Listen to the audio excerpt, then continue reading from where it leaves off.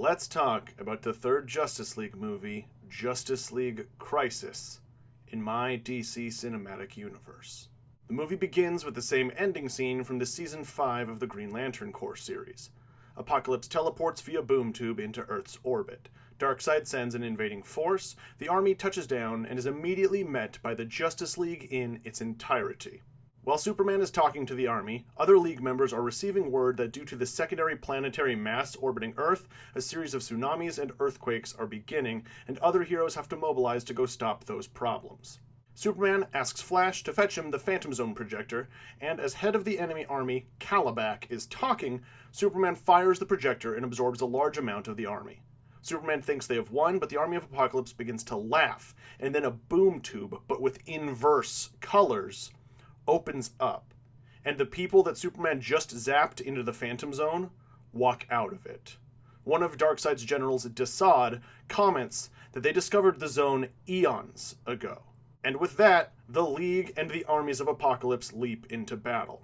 Superman is actually taking out Darkseid's children, Calabac, Grail, and Graven, relatively easily. The armies of Apocalypse seem a little bit worried, but then another boom tube opens up, and Darkseid himself floats out of it. And he says, "Live and serve Darkseid." And then simultaneously, he fires a bolt of Omega beams out of his eyes, and his fleet of ships begin a global bombardment attacking multiple cities. And we watch as one of the cities attacked is Gotham, and Wayne Manor, with Alfred Pennyworth still inside, is completely destroyed. Alfred is killed. We then follow Darkseid's Omega beams, and they zip through the crowd, killing dozens and dozens of innocents before ending their attack, hitting Superman directly in the chest. Superman falls out of the sky and hits the ground. Supergirl rushes over to her cousin and picks him up off of the ground in an inverse of the famous Crisis on Infinite Earths cover. And Darkseid then finishes his sentence. Or die and serve Darkseid. And he raises his fist where we see a glowing black lantern ring with an Omega symbol on it. And suddenly all of the people the Omega beams just killed rise as zombies. And we cut back to Supergirl, and we watch Superman's hand twitch. We then cut back into space where we follow the Green Lantern Corps with Highfather, Big Barda, and Mr. Miracle. They all agree that they have to track down the White Lantern entity, but the only way to do that would be by using a mother box, which Darkseid took all of. So the Green Lantern Corps have to help the New Gods construct a brand new mother box, which unfortunately takes them 6 months. The screen fades to black, text appears reading 6 months later, and we see as the Lanterns finally manage to finish constructing a brand new mother box. Highfather powers it on and uses it to track down his brother, and he finds that Darkseid and all of the forces of Apocalypse have gone to Earth. Obviously, all of the human Green Lanterns freak out, and so they designate some of the alien Green Lanterns to go get reinforcements, anyone willing to help fight the armies of Apocalypse, and the human Green Lanterns, along with Shayera Hall and Jaime Reyes, all travel with the New Gods to Earth. The Lanterns, Highfather, Mr. Miracle, and Barda all appear in the upper orbit of Earth, and we see that the planet is visibly distressed. Using their rings, they scan for life forms and confirm that there are only about 6.5 billion life forms down on that planet left. The group decides to split up and go to the biggest pockets of life that they can detect. Hal Jordan and Carol Ferris fly off to life signs they detected in Central City. Simon Baz goes to the life signs he detected in Dakota City, his hometown. Guy Gardner heads for life signs he detected in the ocean. John and Shayera Hall head for life signs on America's East Coast, the city of Gotham. Jessica Cruz and Joe Mullen head for the life signs on Themyscira. And Jaime and Kyle head for the life signs on America's West Coast, specifically Star City. We cut around to all of the Lanterns to see what they are seeing, and it confirms their fears. Earth has gone nearly full-on post-apocalyptic. Armies of Apocalypse patrol the skies, and hordes of zombies walk the streets. Darkseid's forces are continuously drilling into Earth, mining materials to build massive towers of unknown purpose. We cut to Simon Baz as he's flying over Dakota City, and he finds a massive wall of shipping containers surrounding a couple square blocks around the city's sports arena. And as he approaches it, he is shot out of the sky by bolts of lightning, and he is confronted by static shock and black lightning. We get similar scenes in all of the other cities. Hal and Carol are confronted by Barry and Wally. Guy is attacked by a zombified version of King Shark, but saved by Calderon Aqualad. Jessica and Joe find Themyscira, are shot at by a barrage of arrows. Jaime and Kyle are attacked by Black Canary and Green Arrow. And finally, John and Shira are attacked by Robin and Nightwing. Eventually, the Lanterns talk to all of the people and the hostilities cease. We see that in Dakota City, Static, Black Lightning, Plastic Man, Rubber Band Man, and Metamorpho have a pretty good setup guarding the Dakota Stadium. Static and Lightning power the town, Metamorpho formulates any needed supply, and Lightning's daughters, Thunder and Lightning, have been practicing with their powers, which are slowly developing. Green Arrow, Black Canary, Katana, and Vixen have walled off Star City from the outside and have been keeping it pretty good, and Black Canary's father, Ted Grant, is also there. Barry and Wally, however, are absolutely stressed. They are on duty nearly 24/7, doing as much as they can around the globe and keeping Central City safe. Thusly, Central City is nearly untouched by Darkseid's forces, because on top of the Flashes protecting them from outside, Ms. Martian and Beast Boy, who lived not too far away from Central City, have taken up patrolling inside the city. All of the tribes of the Amazons have welcomed refugees from the outside, and, as always, the Amazons are whooping ass in war. And finally, Gotham City. All of Gotham has been walled off entirely by a great wall of living plants, maintained by Poison Ivy and Swamp Thing. Swamp Thing was drawn there by this abundance of lush plant life as the rest of the world is being attacked, and he and Poison Ivy kind of hit it off. They've kind of become besties. Barbara Gordon, now as Oracle, has been the coordinator of all of the heroes within the city, because if you wall off Gotham City, it doesn't get any better. Now it's just, contained. So Batman, Robin, Nightwing, Catwoman, and Harley Quinn are constantly running around the city trying to stop the riots that keep breaking out. We're also introduced to the baby Helena Wayne, who is now about 1.5. We also get to see Lucius Fox again, but now he gets a little bit more of a role, and we're introduced to his two sons. Jace, who has recently just gotten out of the army and gotten back to the city, has been assisting with, frontline stuff here in the city, and Luke has been working on a prototype cybernetic suit that he and his dad have designed, so he can hopefully one day go into the field to help everyone else. We're also introduced to Duke Thomas, as he is a leader of a group known as the Robins. Tim Drake has taken a bunch of kids, orphans, foster care children from around the city of Gotham and has been training them in basic self-defense since the city is walled off and outside is a hell zone. And we even see that Bane has returned to Gotham and has been assisting in defending the city. In fact, all of Gotham's rogues are doing something to sort of protect the city, because they're all of the same opinion that they don't want an alien dictator. They just wanted to be crime bosses. Everyone, with the exception of Joker, is sort of out and about. Joker is made sure to still be locked up inside of Arkham, to which Harley Quinn has kind of become the de facto warden. And now, with all of the Lanterns brought before these people, the Justice League are allowed to talk again. With Apocalypse entering the orbit of Earth, it fucked up all of the orbits of all of the communications satellites around the world, so global communication had been pretty much wiped out, and the Justice League hadn't been able to talk to each other for months. So now the Justice League, using the Green Lanterns as essentially telephone walkie-talkies, can actually talk to each other and catch up. And with the information that Highfather and the Green Lanterns bring about what's happening here, the Justice League agree they need to assemble a think tank to plan a counterattack on Darkseid's forces. Lex Luthor, Batman, Robin, Amanda Waller, Wonder Woman, Cyborg, Mira, Ted Kord, Highfather Scott, and Barda are assembled for this think tank. That's right, Lex Luthor is not working for Darkseid, because Lex Luthor will not bow the knee to anyone. Highfather explains what the towers that Darkseid has been building around the Earth actually do. They are essentially building a giant net to trap the life entity. Darkseid is so immeasurably powerful now that he could just blow up the Earth instantly. But if he did, the life entity would fly away again. So what he's trying to do is build a net to catch it.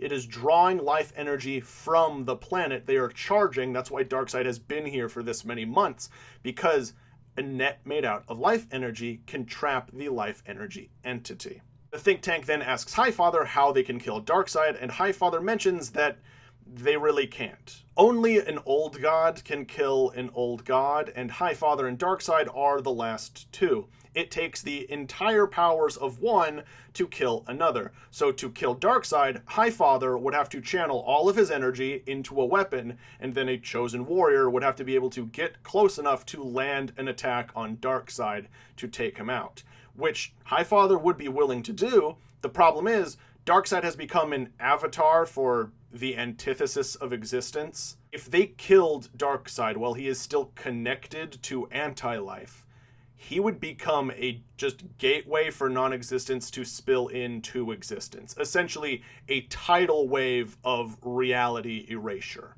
So instead, the Justice League decide to inverse the towers. If they can reverse it to trap Darkseid himself and keep him contained, then the Justice League as a whole, united with the Green Lantern Corps, can go and take out the rest of his armies, get the Mother Boxes back, and then banish the forces of Apocalypse to the Phantom Zone. Because if they don't have their Mother Boxes, they don't have a way out of the Phantom Zone. So that is their best bet. Trap Darkseid, throw all the army into the Phantom Zone. So the think tank agree that attacking all 5 towers at once would be the best, and then as all 5 towers around the globe are being attacked, they can send a stealth team to infiltrate Darkseid's main headquarters. It is stationed above Central Africa, where they believe he is watching the life entity.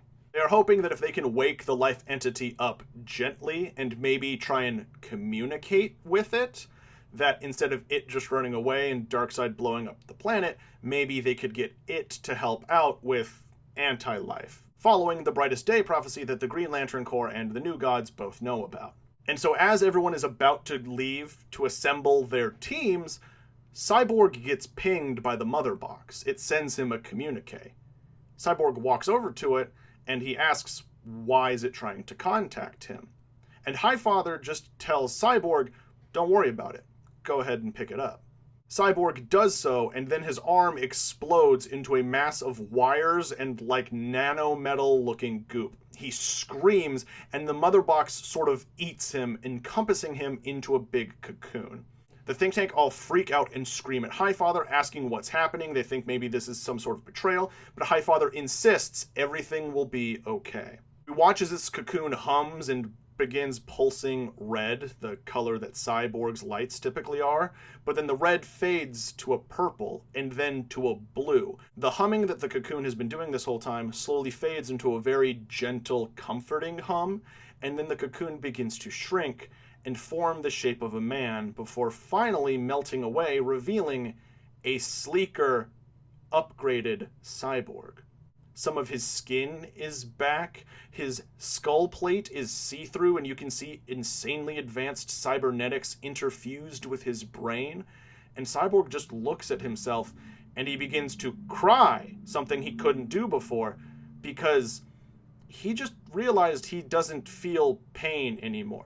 It's one of those things, he'd been living with it for so long, he didn't realize he just had an underlying level of pain that he had just gotten used to, and now that was completely gone. And Highfather smiles and explains to him that Mother Boxes are perfect fusions of sentient machinery. Since Cyborg himself was a combination of life and machine, the Mother Box sort of sensed that he might have been an injured or damaged Mother Box itself, and so the Mother Box integrated into it and restored it. That's just something the Mother Boxes do. If a Mother Box gets damaged, an intact Mother Box fuses with it and just sort of reintegrates its being. And that did it to Cyborg, but turned him into the perfect hybrid of man and machine. Victor isn't half man, half machine anymore. He is 100% Cyborg. It's just perfect now. Tim Drake looks at Cyborg and asks if he's going to be okay and if he thinks he's going to be able to fight. And Cyborg turns his cannon arm into an even bigger, even cooler looking cannon and says, oh, most definitely. And now with Cyborg as an integrated mother box, that gets him access to boom tubes, and he essentially becomes a fast travel system for the Justice League. So the Justice League all head out to get the recruits and form the teams to go attack the towers. Batman is put in charge of assembling the stealth team for the assault on Darkseid's base directly. He chooses Catwoman, Nightwing, and Robin to join him. Kyle Rayner is their appointed Lantern, as each team needs at least one appointed Lantern. And Batman says that the first place he is going is to recruit people from the League of Shadows headquarters. Mr. Miracle also appoints himself to Batman's team, pointing out that he was the only living being ever able to escape Darkseid's imprisonment, so he thinks he can reverse engineer that to break into Darkseid's stuff undetected. And to the team's unknown knowledge, Deadman also follows along. As Swamp Thing was in Gotham and he overheard Batman talking to all of this stuff, Swamp Thing basically called the rest of the Justice League Dark and informed them on this plan. And so Deadman tags along, and throughout this movie, we will see Deadman realizing that Nightwing is his nephew. And eventually, when the stealth team figures out that Deadman is traveling with them, Nightwing and Boston will start bonding because holy shit, you're my nephew, you're alive, and holy shit, you're my uncle, and you're a cool ghost superhero. Cyborg then takes a team consisting of John Stewart, Shira Hall, Raven, and Starfire to Metropolis. Because not only is that where one of the 5 towers on the world is being constructed, that is also where they hope to recruit any Kryptonians. When they get to Metropolis, Metropolis is ruined. It is just destroyed buildings everywhere. It looks terrible. As the League is walking around trying to find something, they hear gunfire. They run towards it and they see a woman and a group of soldiers firing upon parademons. The Justice League step in to help, and they do, and they find out that the woman is none other than Lois Lane. Lois explains to the League that she was on a supply run for their sanctuary and invites them back to it, but before they can leave, heat vision rays attack them from the sky. The Justice League look up and we see 3 familiar Kryptonian silhouettes with glowing red eyes and Omega symbols on their chests. The central man with a billowing cape comes into focus, and it is none other than General Druzad, and the other 2 are Ursa and Non. As the League prepares to fight, all of them pretty worried because there are 3 superpowered Kryptonians about to attack them. All 3 of the superpowered Kryptonians get knocked out of the sky by 3 other figures. And we see Kara Zor-El, Connor Kent, and a 3rd figure, a robotic suit with an S on its chest, wielding a large sledgehammer.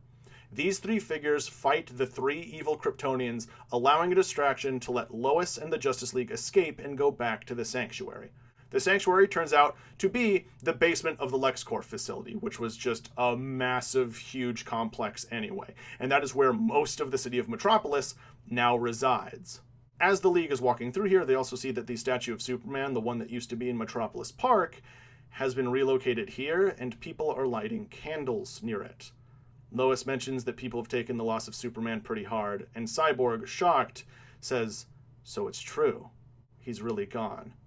And as Lois goes to answer, people start clapping, because we see that a door on the ceiling opens up, and Kara, Connor, and the man in the robot suit come out of the sky. The 3 figures then fly into basically a control room, and Lois leads the Justice League up there. And once they get in, they're met by Dr. John Henry Irons. Dr. Irons knows Cyborg. He runs up to him, he hugs him. He was one of the people who helped build some of the parts that are inside of Cyborg. He compliments how Victor looks. He asks how these upgrades came to be. Raven and Starfire also catch up with Connor, because remember, all of them were on the Titans together. And Connor takes this time to introduce them to his cousin, Kara. And as all of them are talking and getting acquainted, Dr. Irons then goes over to the large robot suit, hits a command on a console, and the suit opens up. And inside is a bearded Clark Kent wearing a flannel shirt. The League is shocked to see Superman alive and well, and when they ask him what happened, that's when we get the reveal. When the Omega Beams hit Superman, they were so incredibly powerful that they could instantly kill whatever they hit. But it turns out that Superman's dip in the sun from Superman 2, when Connor threw his body in there to resurrect him, had oversaturated Clark's cells to such a degree that The oversaturated solar cells are exactly combating the active disintegration of the Omega beams. So all of Clark's powers are being focused into purely his healing factor going 100% against the anti-life equation.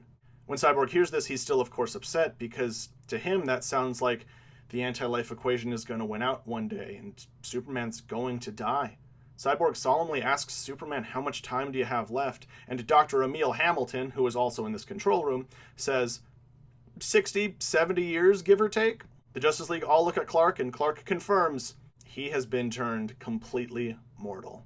But just because he doesn't have his powers doesn't mean he was willing to stop fighting. When Dr. Henry Irons approached Clark to get permission to use the Steel logo and everything for his Man of Steel suit, Clark of course approved, and Dr. Henry Irons begged Clark to be the one to wear it, because Superman is Dr. Irons' favorite superhero. He wanted to help him keep fighting. And we get the clarification from the entire Super family that the reason the rest of the League haven't really heard from them in the last couple months is because they've been fighting Zod, Ursa, and Non. It's been a full-time job keeping those three here. Zod is so obsessed with taking out the other Kryptonians that all of his rage is focused purely on Metropolis. Having him focused on them keeps others around the world safe. As all of this stuff is happening and they're walking through the complex, just showing up their setup, Raven's head perks up because she feels immense latent magic. She wanders through the facility, Starfire following her, wondering what she is doing, and Raven goes into a room that is full of senior citizens and small children. Raven goes through and goes into the back where she sees a nearly 100-year-old man on life support. It doesn't look like he has much time left. But Raven says that he is emanating immense magical power. Raven looks down at his chart, and his chart reads that this man's name is William Batson, and he is just about 100 years old. Starfire asks Raven what is wrong, and Raven says that looking into this man's mind, she can feel it. His mind is screaming, but his body won't answer the call. So Raven's eyes glows. She says, Azarath, Metrion, Zinthos, and the 100-year-old man bolts up in bed. He coughs out the tube that had been keeping him breathing this whole time, and he wheezes out a single word. Shazam. And now, lying in bed, full costume, full power, is Captain Marvel. He begins crying tears of joy because he hadn't been able to speak, and then he developed dementia, and then he was basically in a coma about to die. And so now Captain Marvel is added to the roster. We then cut to Batman and his team as they are approaching the League of Shadows. The Justice League are stopped and approached by the League of Shadows, and Bruce makes his case to Ra's and Talia. And the League of Shadows agree to this request, and they choose 3 people to send with Batman: Talia, Lady Shiva, and Tigress. And after this team is assembled, Talia takes Bruce and Selina and says that she has to introduce them to someone. Talia takes them through the League of Shadows and brings them to a room where children are. These are kids that are too young to begin training. And Talia walks Bruce and Selina over to a little boy who only appears to be about 3. He looks up at them, looks at Batman right in the eyes, and asks, "Are you my father?" And Talia confirms this is her son, Damian. Batman lets out a little tear of joy, finding out that he in fact has another son. He looks at Damian and he confirms, "Yes, I am." And the 3-year-old Damian says, I thought you'd be taller." And now with all of the teams assembled and the Green Lanterns coordinating that backup from space is due in sometime tomorrow, so hopefully they should get there just about when their assault starts, the core League members, Arthur, Diana, Barry, Clark, and Bruce, all call and talk to each other. And we just get a lovely scene of all of them catching up, all of them sharing, loving sentiments of missing each other. And with the parents of the group, Barry, Clark, Arthur, and Bruce, all agreeing that, hey, all of our kids are the same age. I think after this we should get them together for some sort of super kid play date, right? It fades out, and it is finally the final day. Oliver Queen, Black Canary, Katana, Vixen, Harley Quinn, Poison Ivy, Static, Lightning, Captain Marvel, and Simon Baz head out to the tower located in Australia. That is being guarded by Darkseid's general Steppenwolf, and he has with him the zombies of Killer Croc, the Rogues, Livewire, and Kite Man. The champions of the Amazons are united for an assault for a tower near Italy. Wonder Woman, Cassie Sandsmark, Artemis, Yara Flor, Nubia, all of the queens of the Amazons, alongside with Joe Mullen, Jessica Cruz, and Big Barda, all attack this tower guarded by Grail and Granny Goodness. And they control an army consisting of the zombified Venturians, the zombie Queen Clea, the zombie Paula von Gunther, and the zombie Captain Nazi. Barry, Wally, Ted Cord, Jaime Reyes, Beast Boy, Ms. Martian, Hal Jordan, and Carol Ferris all head to Russia to attack a tower controlled by Darkseid's son, Graven, and with him are the zombified members of the Justice Society of America, Martian Manhunter, the Hour Men, the Black Canaries, alongside Count Vertigo, and the zombie Tara Markov. Arthur, Mira, Calderon, Black Manta, Garth, Tula, Volko, John Constantine, Zatanna are assembled with Guy Gardner to go attack the tower located on a small volcanic islet in the middle of the ocean. It is guarded by Darkseid's chief sorcerer, Desaad, and his right hand, Orm. Orm is not a zombie. Orm has bent the knee to Darkseid, and Orm is wearing a pitch-black version of his Ocean Master outfit with a glowing red Omega logo on the chest. Orm has taken over the kingdom of Zebel, the kingdom where Mira's parents used to rule, but he killed Mira's parents and took Mira's twin sister, Siren, as his wife. He controls zombified Atlanteans, including the zombie Queen Atlanta, the zombie Orvax, and the zombie King Shark. The assaults begin simultaneously, taking the forces of Apocalypse by surprise. Back at Darkseid's headquarters, hundreds of parademons, hellhounds, and zombie new gods are immediately boom-tombed out onto all of the respective battlefields. And when they see that, the stealth team moves in. Mr. Miracle leads the team through Darkseid's maze-like fortress, with the assassins quickly dealing with any parademons or hellhounds that they encounter. Partway through, they are attacked by one zombified new god who is still there for bigger security, and Kyle Rayner, sadly, has to put an end to them. And once he does, Batman takes this opportunity to loot the boom tube off of the zombie's body, and Batman starts messing with it. Eventually, the stealth team get to the central chamber where the White Lantern entity is. They find a massive pit going hundreds of feet down, and there, glowing at its core, is a burningly bright white rock. As they all look at it, it lets out a ping very reminiscent of the Lantern pings, and then they begin studying it. And eventually, Kyle Rayner touches it, and the rock lets out another ping. When it does that, Kyle then tries communicating with the rock. Back out on the battlefields, the battles are all doing pretty well. The teams look like they're making progress, many zombies are being wiped out left and right, and Darkseid is watching all of this on this massive display that he has in his throne room, and suddenly he gets calls from all of his children. Kalibak calls his father and informs him that the Kryptonians have gained allies and are gaining ground on the tower. Grail calls and says the Amazons are doing really well. Steppenwolf mentions his troubles. Desaad reports that they're under attack too, but he thinks he's got this one pretty much under control. And Graven contacts his father and lets him know that they have two Speed Force avatars attacking them. And when Darkseid hears about the Speed Force avatars, his eyes begin to glow. And then he smiles. He closes his fist and the ring glows again, and suddenly we get like a horror movement of the camera, think very much Evil Dead, zooming across the ground into a graveyard in Central City where it focuses on the grave of Jay Garrick. And a skeletal hand bursts from the ground, crackling with electricity. We then see other similar shots in other places the audiences will recognize. Suddenly, new boom tubes open up everywhere.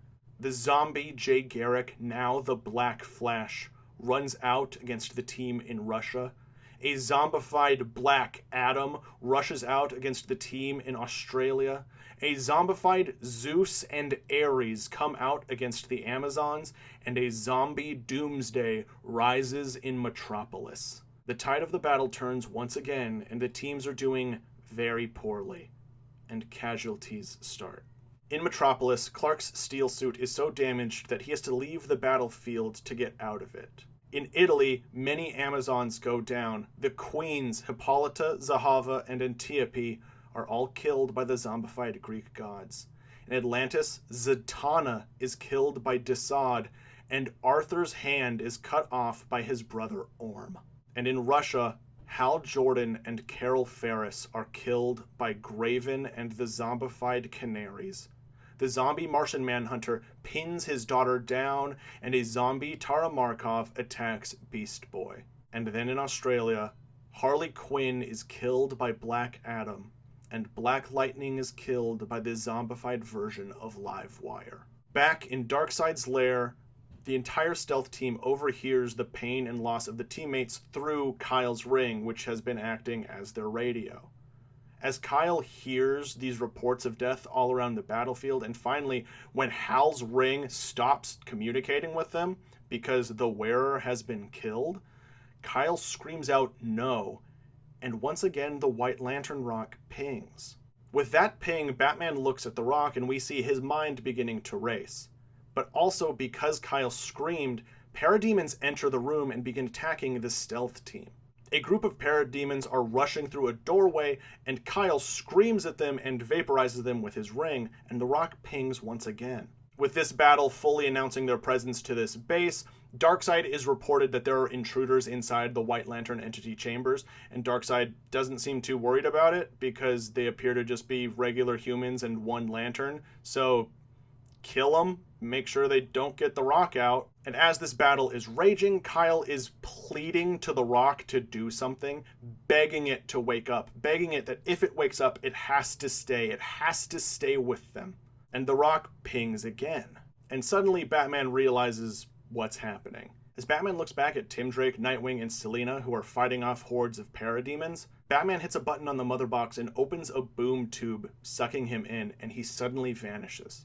The rest of the stealth team wonder where did he just go, and then we cut to Darkseid's throne room, where Batman boom tubes out with Highfather. Earlier in the movie, Batman and Highfather had a little chance to talk, and we cut away, not seeing what that conversation was about, and this is the reveal that this is what that conversation was about. Highfather begins to talk to his brother and asks him, why is he doing this? After nearly 1 billion years, why can he not just accept that life is meant to exist? And Darkseid says, because Highfather never understood any of this. Death comes for everything. Life, reality, the stars themselves, none of it is permanent.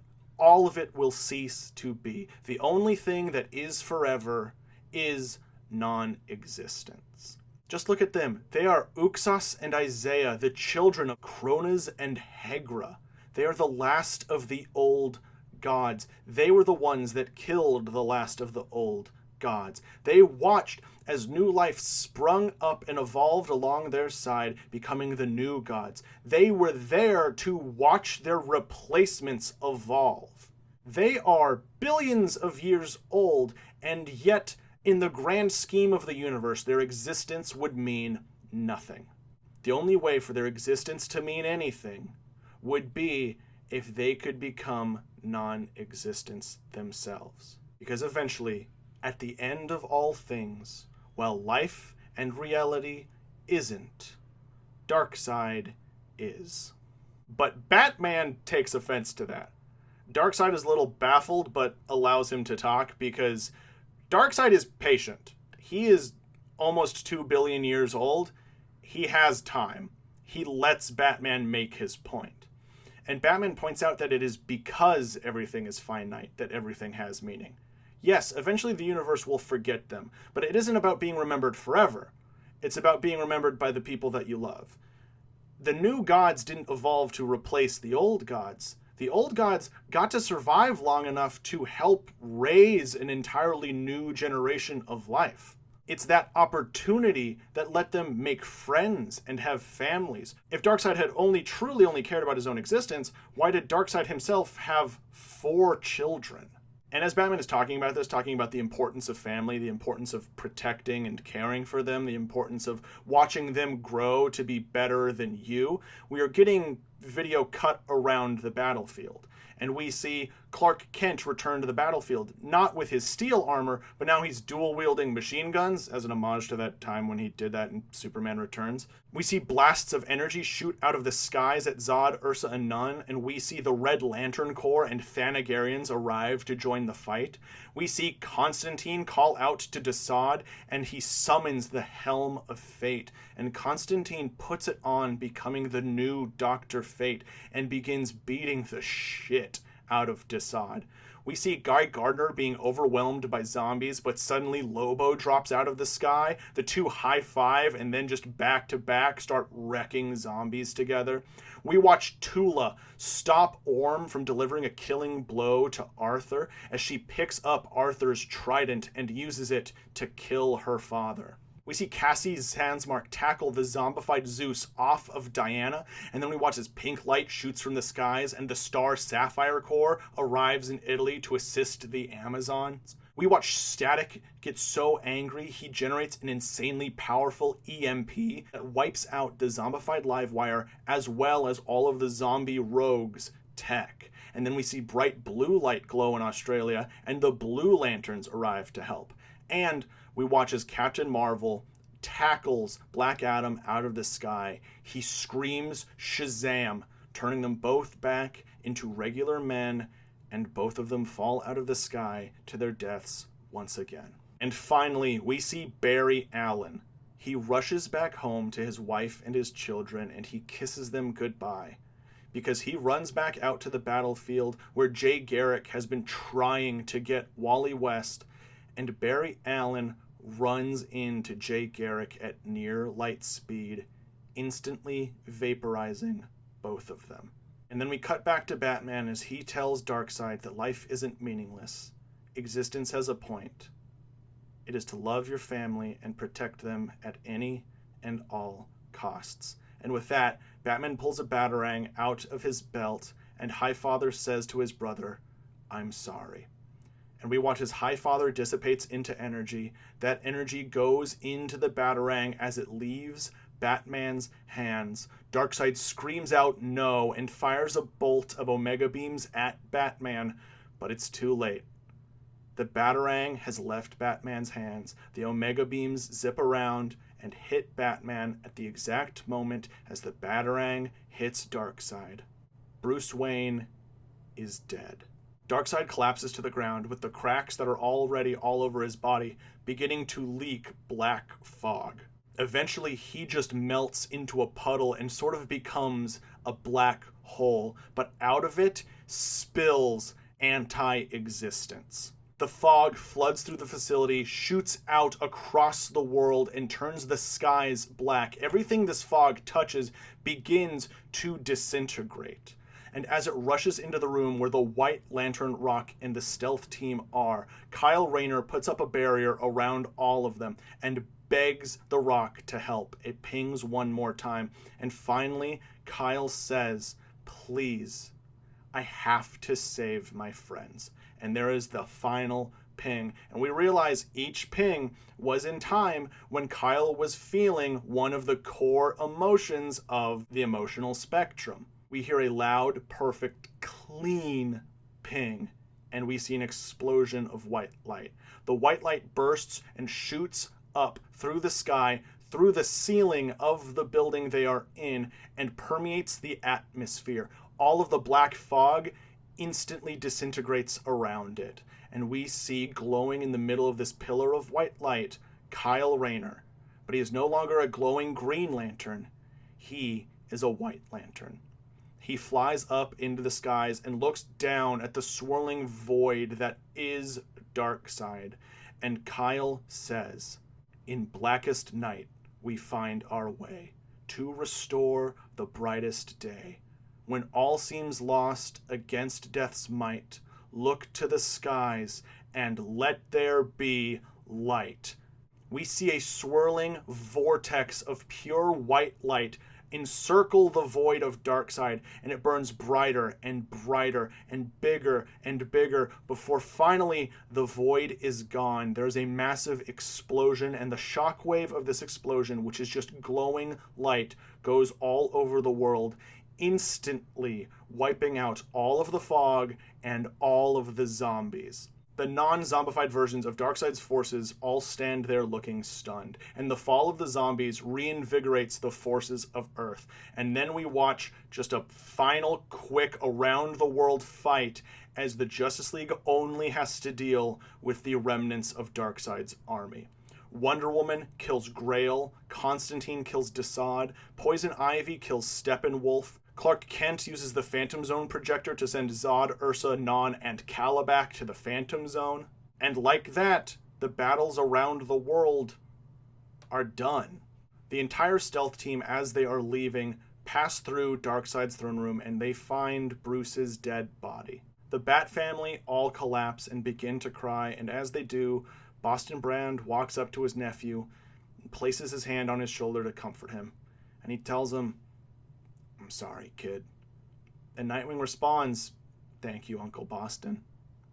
And then Nightwing and Boston both jolt up because Nightwing can see and hear his Uncle Boston. And then it's revealed that so can the rest of the stealth team. The camera cuts to Boston Brand, and we see he doesn't look like his usual ghost form. He looks like his human form wearing his dead man stage makeup. And they realize he was resurrected. That burst of white energy when the void was sealed inadvertently resurrected people all around the globe.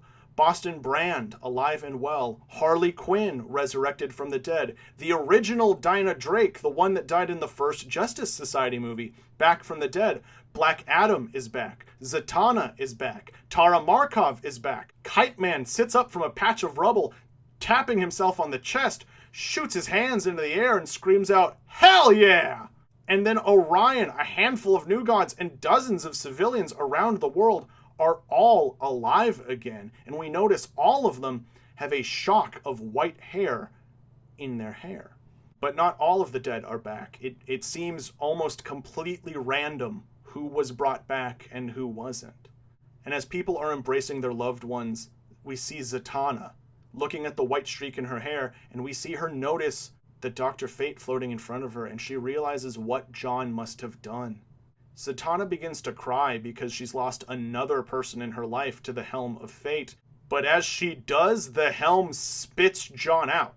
Zatanna rushes up to him, grabs him, and asks him what happened, how did that happen? And John says, "Hey, when I thought you were dead, I was fine becoming the new Fate. I didn't care. I'd let Nabu pilot my body forever. Who cares? But as soon as I saw you were alive again, I wasn't going to stay in there. I just laid on a little bit of the old Constantine charm, and bam." That is right. John Constantine annoyed the concept of fate to spit him out. We then cut to months later, and the world is in better shape. The Thanagarians and the Red Lanterns, all of the other Lantern Corps, stuck around on Earth to help rebuild stuff. And the final stuff we get is we see Barry's funeral.